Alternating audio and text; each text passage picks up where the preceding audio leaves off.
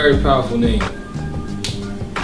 Explain to the people what the Rebel is in your perspective. All right, well, really, man, the Rebel was, you know, one of those things, man, where people kind of told me not to do it. You know what I'm saying? So that's how that whole approach came through, man. And, really, it happened was a dream of mine.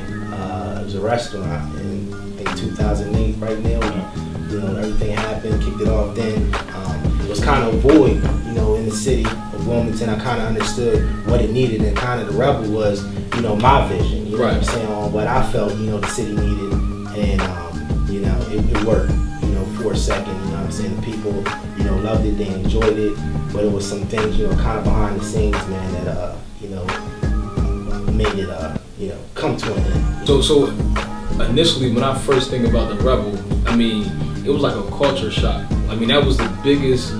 That's like how the sports teams in Philly, like with the Flyers, you know, the Sixers. Like we never had, like with Delaware, we're pretty small, so we never had something that we can cling on to, something as such.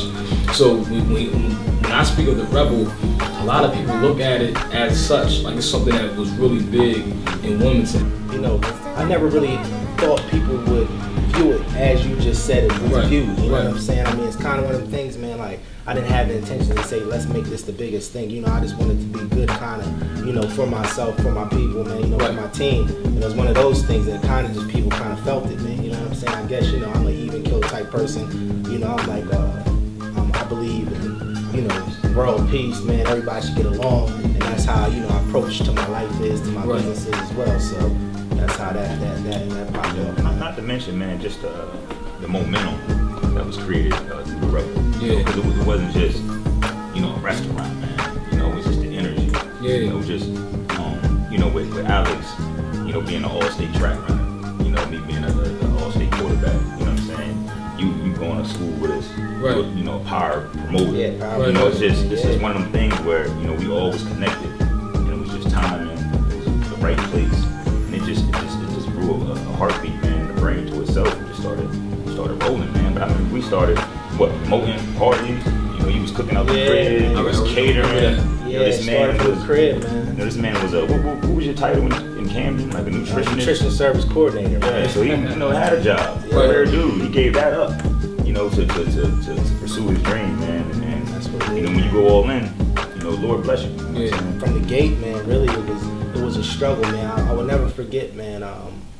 Well, really, let's say initially, let's say my budget was, you know, 40 grand to finish the Rebel out. You know, so I ended up spending 80 on things that, you know, weren't out of my control. You know, I went in there, you know, young. I was maybe 24, 25 at the time. So, you know, I'm a young boy, you know, in this, you know, with the Sharks, you know what I'm saying? So when I signed this lease, a lot of things weren't done, you know, in the old place. So I took the burden, you know, to do it myself. So as in terms of engineering plans, I'll never forget, I signed the lease.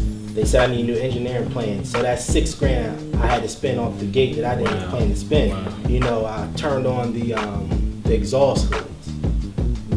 No electric was to it. That's another, you know, $8,000 that I had to spend on just, you know, rigging this up to get electric in my building. You know what I'm saying? Certain things that should have been done weren't done, so I was out of budget.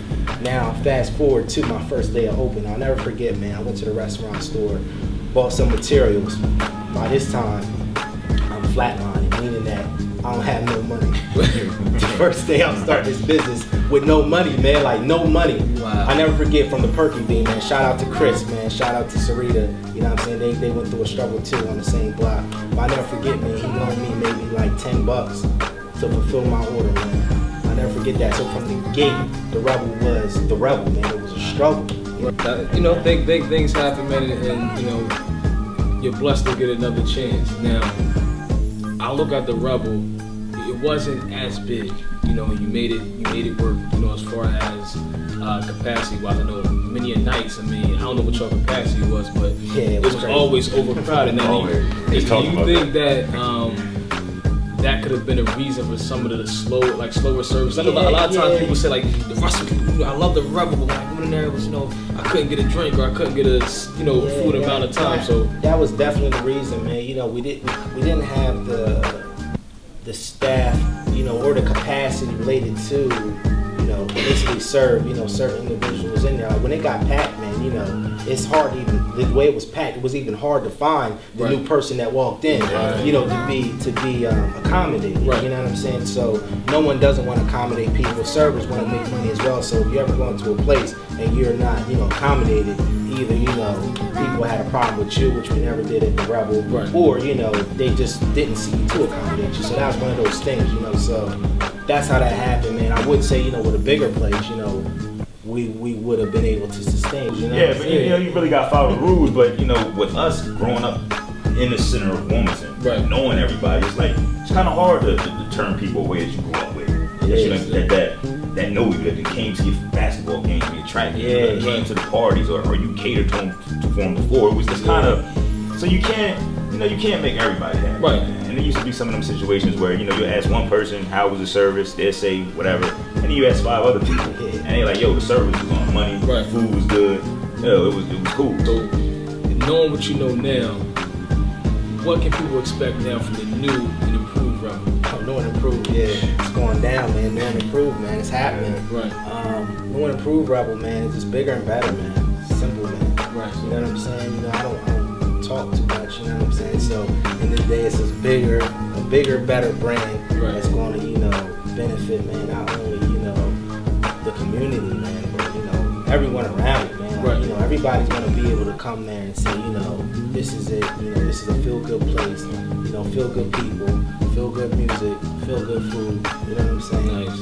I think I like feel-good. Feel good, that's it, yeah, that might be the I mean, that's what it's about. That might be the tagline. Because the moment I walked in, man, it's just the energy in it, man. I mean, you know, it's just one of them situations that has evolved. And I mean, you just look at it, man, it's so, you know, so eclectic, man. Yeah, it's crazy, right? Yeah.